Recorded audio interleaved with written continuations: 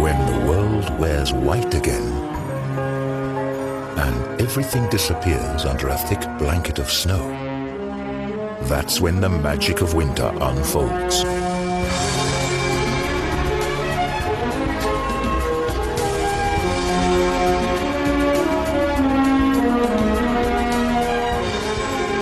As in every year, nature shows us a world of wonders.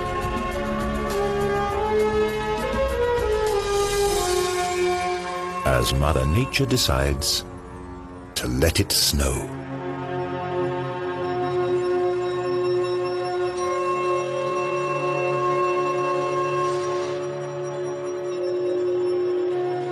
Snow crystals are natural works of art, as fragile as they are ephemeral. Each crystal is unique, and yet all develop in accordance with the same six-fold symmetry.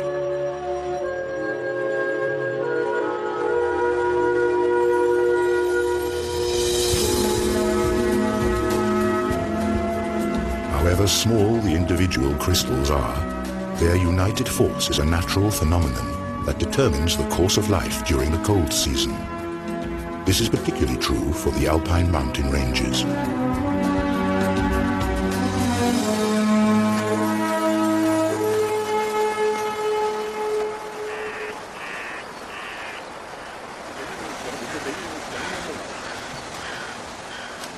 It's December, and about time to look for a proper Christmas tree.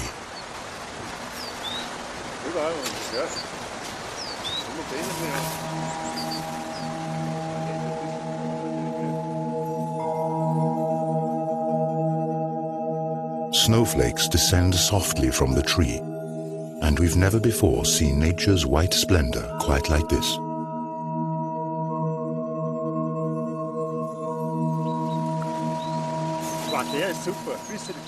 This tree is exactly right. It's the perfect choice. Ah, super. Schau mal, der passt genau. Du schaut jetzt schon so gut aus. Schau mal, der Best ausschaut. Passt genau.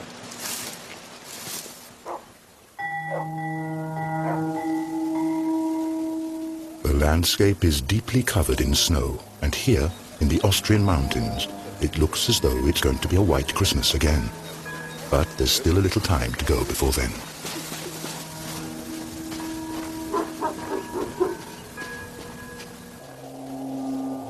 The wild animals sense that the weather is about to change.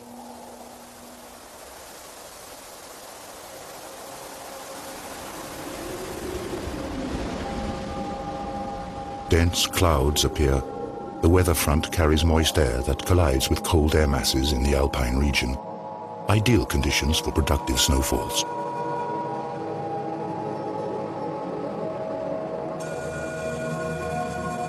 When it is barely below freezing, the first snow crystals begin to form inside the clouds.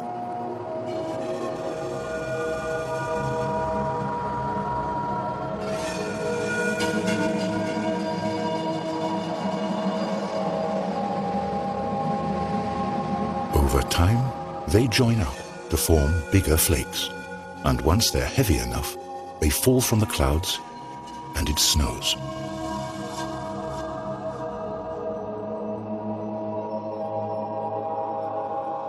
Each of Mother Hulda's works of art is unique.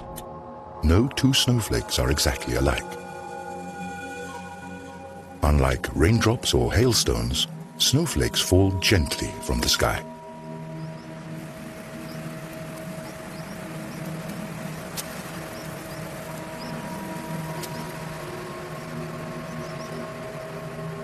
Once a snowflake touches water, it immediately melts, releasing the air inside. This creates a high-pitched sound that is unique to each flake and inaudible to the human ear without the assistance of technology.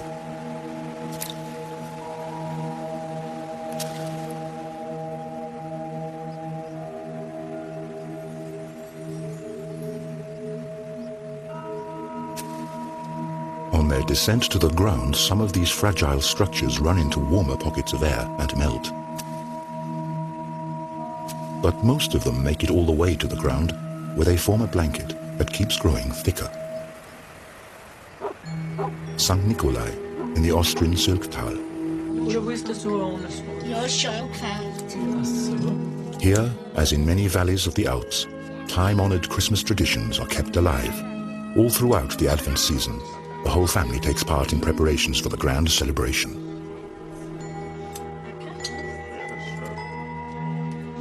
Stars are made from straw, both for the Christmas tree and to decorate the windows.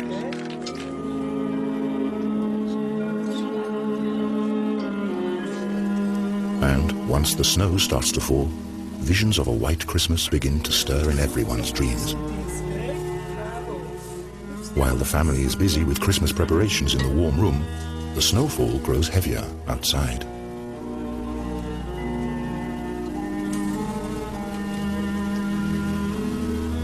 Not many dare to venture out the next morning.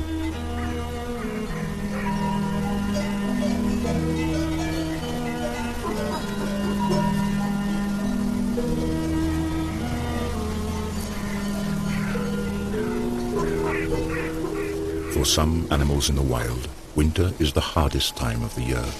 Now they have to live off fat reserves they built up in the summer. They're protected by their winter fur, which is such an effective insulator that snow doesn't melt for hours. The new snow is deep and soft, and each step takes a lot of energy. During snowstorms, chamois and deer sometimes show surprising behavior. They allow themselves to get snowed in, as the blanket of snow protects them from wind and frost.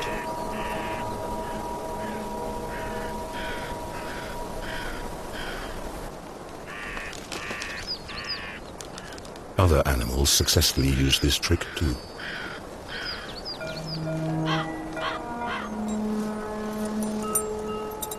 Huskies spend the night outside. They don't mind even the sharpest frost and the heaviest snowfall. And in the morning, the hardy dogs are busy getting rid of the snow again.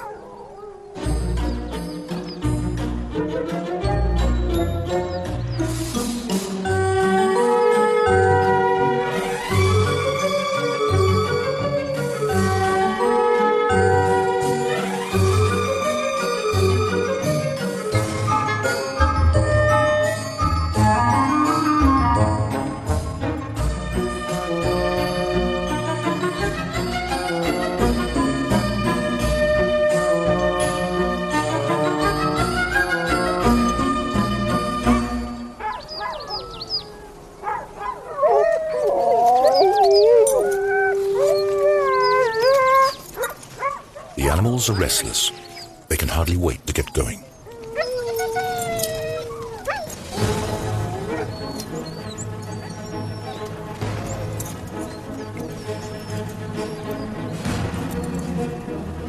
Huskies are originally from Siberia, where they've been used as sleigh dogs for centuries.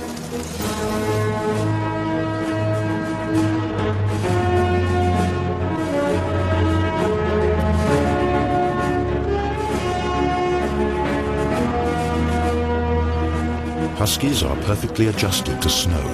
Their paws are padded, and hair between their toes ensures a safe tread.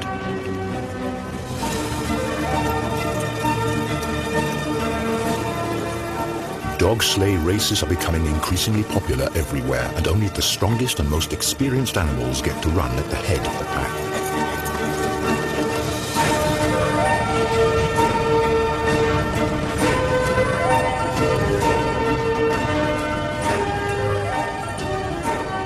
Huskies are totally in their element in the snow,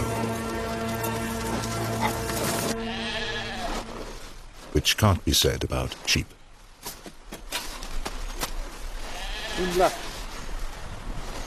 If a herd is surprised by a snowstorm, it usually means heavy shoveling for the shepherds.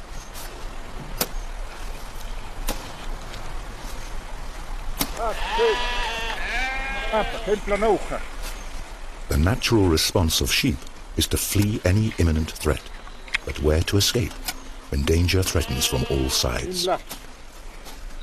Oh, kom eens nou. Huh? Oh, kom eens nou. The sheep are noticeably confused.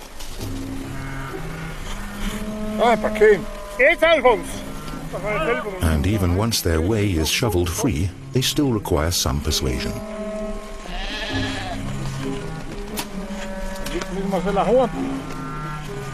Without help, they would freeze to death, as in September 2007 when hundreds of sheep perished in the Austrian Alps. It takes quite some time until the strange caravan reaches the stable.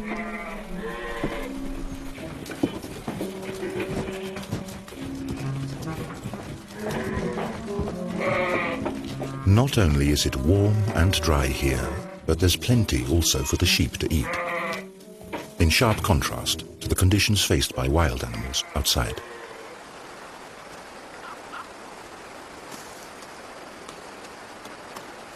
For chamois, for example, foraging in the winter is a challenge.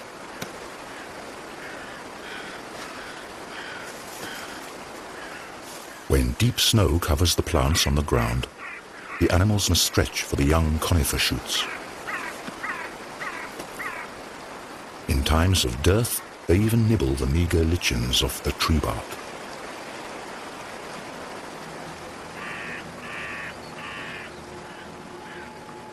The splendid white snow is already several feet high as the next cold front approaches the Alps, bringing even more.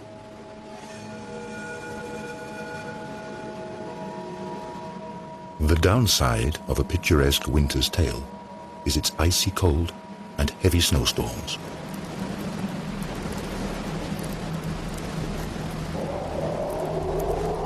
And once a dense snowfall and strong winds combine, things get really uncomfortable.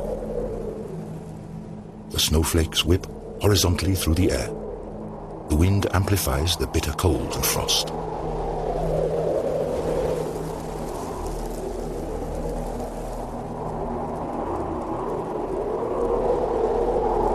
Animals in the wild suffer the most under such extreme weather conditions. Many of them must look for cover now. Some of them have developed their own survival tricks. The snow vole, for example, lives in caves underneath the snow where the temperature never drops below freezing.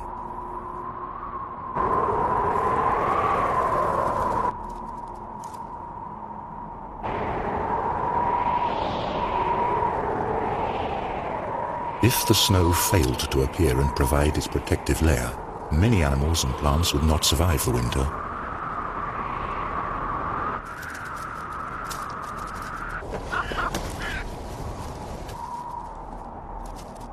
While the snow vole is secure in its warm cave, the chamois are climbing up the mountains in search of food. Above the timberline, the wind continues to blow the snow away and exposes withered grass. But these frozen tufts are merely signs for the chamois. They scratch right next to them for grass that didn't freeze under the snow, thus remaining edible.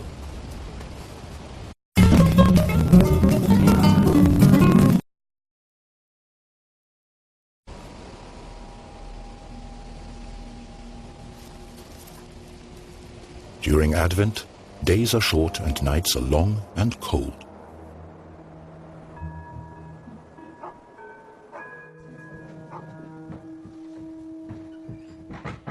Inside the houses, though, it's warm, and the smell of biscuits, the long-awaited harbinger of the upcoming Christmas celebration, lingers everywhere. Many old customs and traditions brighten up this time of eager anticipation.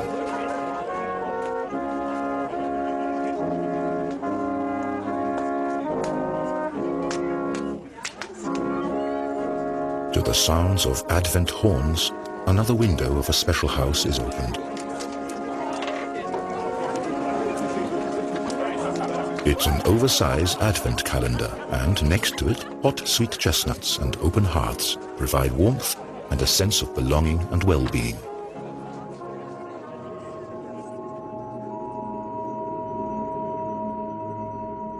During particularly frosty nights, a fascinating phenomenon occurs. The moisture in the air freezes and turns into hoarfrost.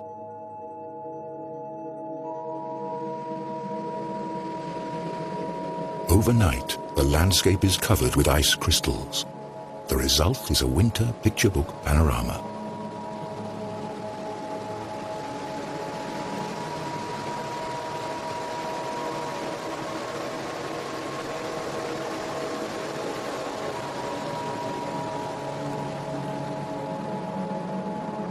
Sun and hoarfrost frequently go hand in hand, as cloudless winter weather is especially cold.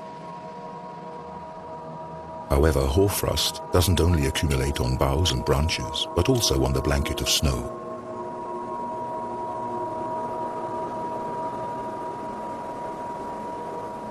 Its crystals differ considerably from the snow below.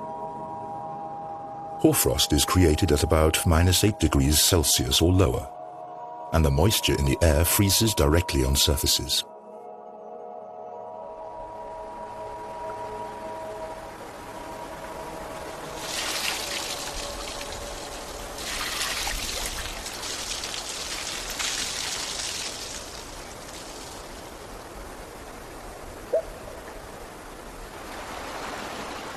Freezing cold winter nights provide ice. And the inhabitants of some alpine valleys take advantage of this. They still master the high art of ice cultivation.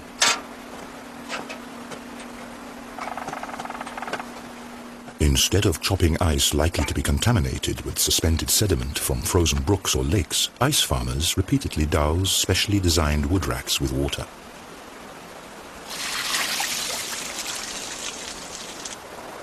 Taps several feet long of particularly clean ice are grown here in the cold, while any sediment is washed away by the surplus water.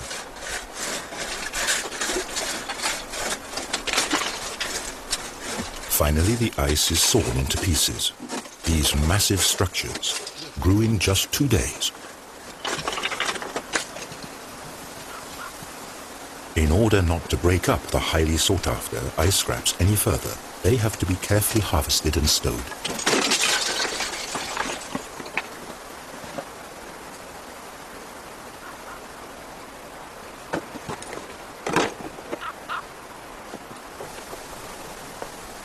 This frosty speciality is a pure pleasure and safe to enjoy in food and drinks.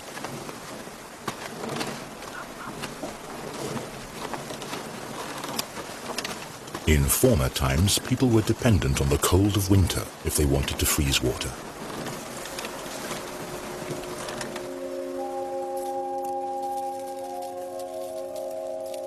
Today, researchers like Johanna Spiegel create snow crystals artificially. In the cold laboratories of the Swiss Federal Institute for Snow and Avalanche Research in Davos, temperatures as low as -40 degrees Celsius are common. Here, researchers create nature-identical snow. Scientists examine the structure of this snow under the microscope. An atlas of snow crystals records about 6,000 different crystal forms. Humidity, temperature, and the water's molecular structure are crucial data points. Electrostatic fields align the water molecules hexagonally, and this basic structure holds steady as the water slowly freezes and the snow crystal gradually grows until it's finished.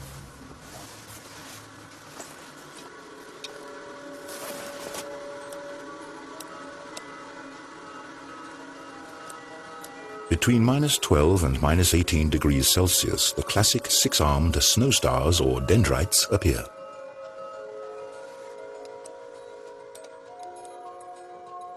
It's the temperature that determines how finely branched they become. Freezing water gives off heat, which decreases at higher temperatures, and this in turn causes additional variations in structure, because a bigger surface facilitates the discharge of heat. Consequently, dendrites turn out to be distinctly less branched when they're created at lower temperatures.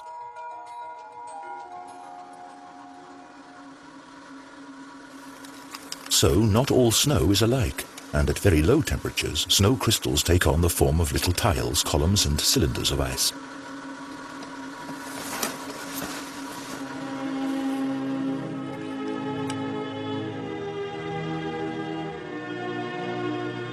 But what is somewhat inconspicuous under the microscope is actually every winter athlete's dream and the height of winter fun. Fine powder snow.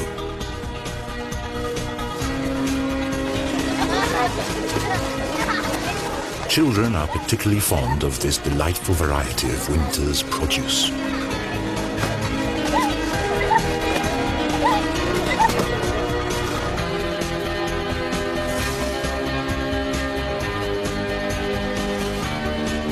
Fresh powder snow is an attraction for skiers and snowboarders too.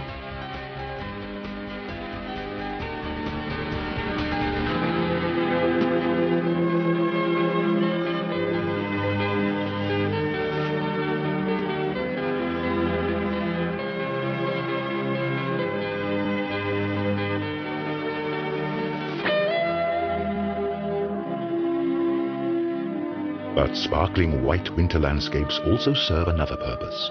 New snow reflects about 90% of sunlight. Thus, snow plays an important part in the global climate.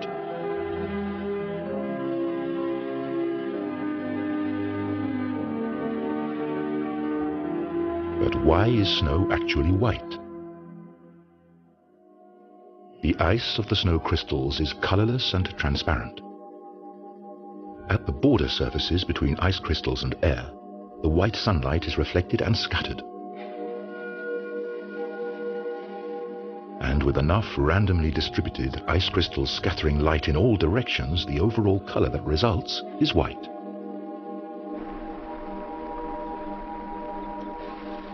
When snow covers the landscape, some animals prove to be particularly adaptable to the changed conditions.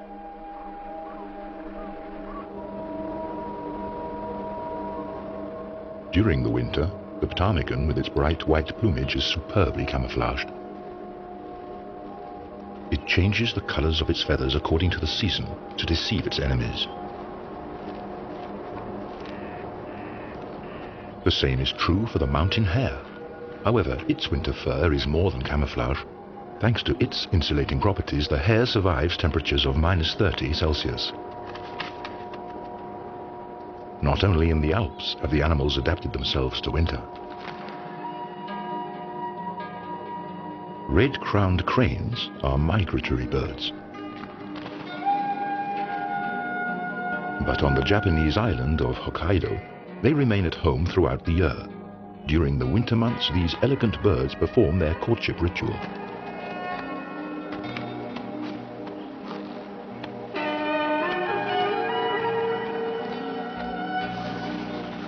Hokkaido is also an El Dorado for winter athletes and snow researchers. In his research, Masaru Emoto investigates the factors that determine the growth of ice crystals. Emoto's findings are as interesting as they are controversial. According to his hypothesis, the process of crystallization can be directly influenced. The water is exposed to the sound of music or spoken words. In the case of negative sounds or concepts, the crystal structure is supposedly strongly distorted. Positive musical words are reported to result in beautiful crystals.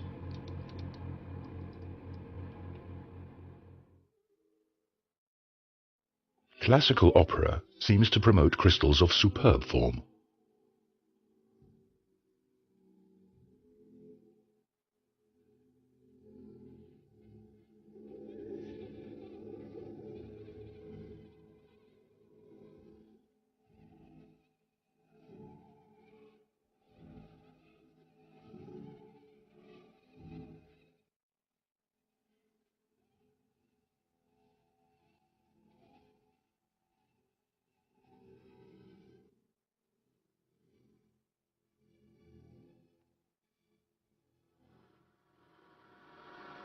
However, other factors may also influence these experiments.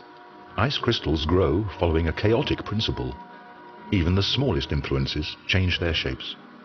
Maybe it's simply the rhythmic sound waves or the angry music that disturb the development of their fragile structures.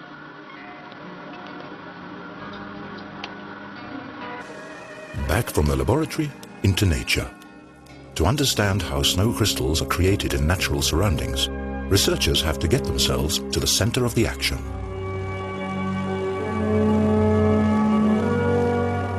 On board a hail defense aeroplane, the Austrian meteorologist Alexander Podesser flies straight into the heart of a snow cloud. Gauges measure temperature, humidity, and wind speed.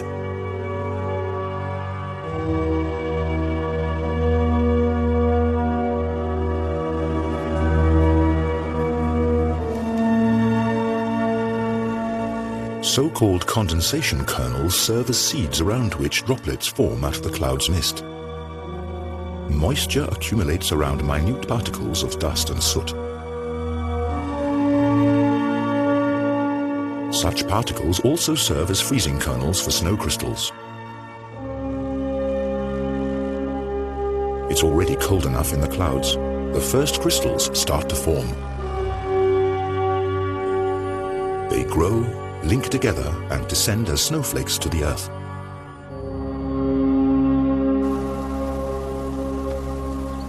Here, this white splendor arrives just in time for Christmas.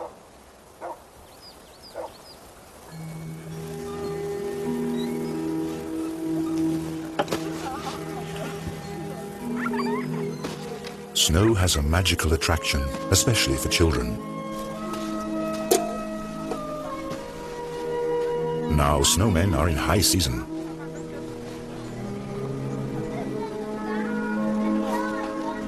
This tradition isn't all that old. The snowman became popular only in the 18th century as a symbol of the hard winter. But this image has changed due to improved living conditions, and people increasingly enjoyed the cold season.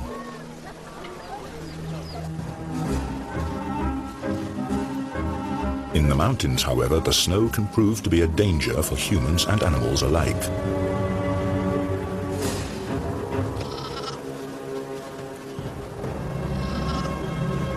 A young chamois is stuck in the deep snow.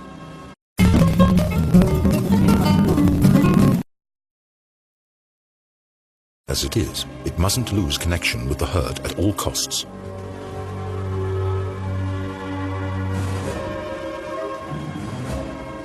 But the young animal sinks deep into the snow and falls further and further behind.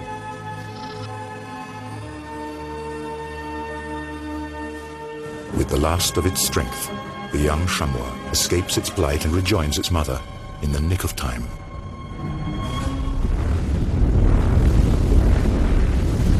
The devastating avalanche thunders down into the valley.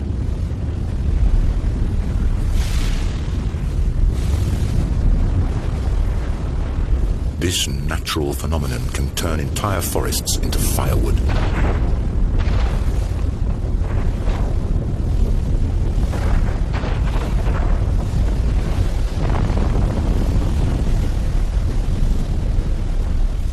Avalanches are winter's greatest danger in the Alps.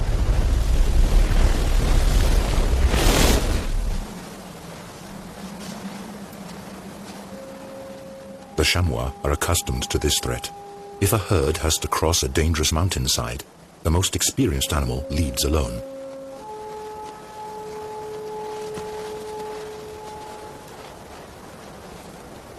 Carefully, the chamois explores the situation and looks for a safe passage.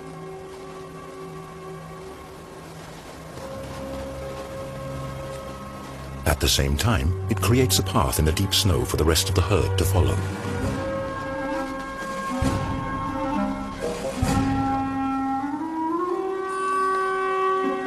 But the remaining animals proceed only after the leader has safely reached the other side. The chamois show even more remarkable behavior on this occasion.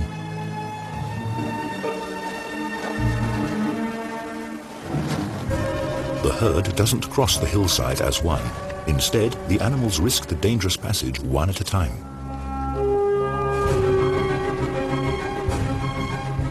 By doing so, the chamois instinctively reduce the strain on the snow cover, and thus the risk of the entire herd being swept away by an avalanche.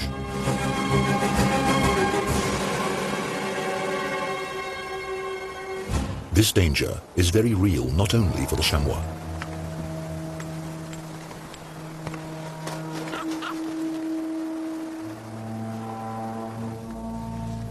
ski tours are a fascinating way to enjoy the white splendor off the beaten track.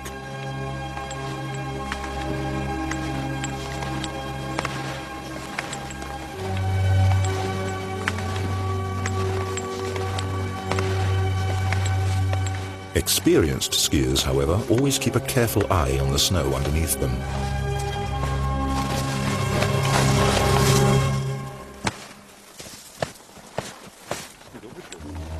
All too easily, a snow shelf can break off and drag a careless skier deep beneath the snow.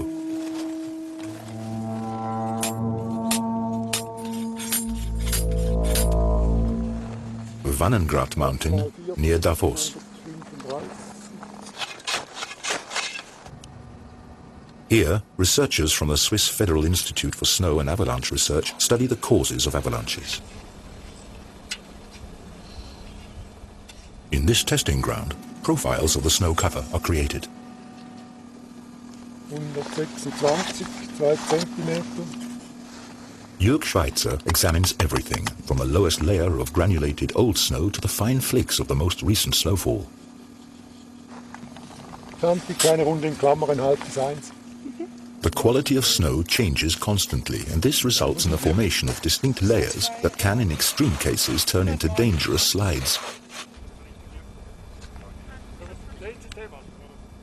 The snow masses above these slippery layers can easily start moving.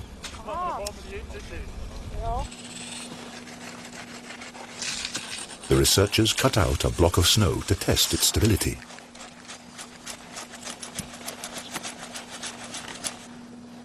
With this kind of testing, a little jump usually suffices.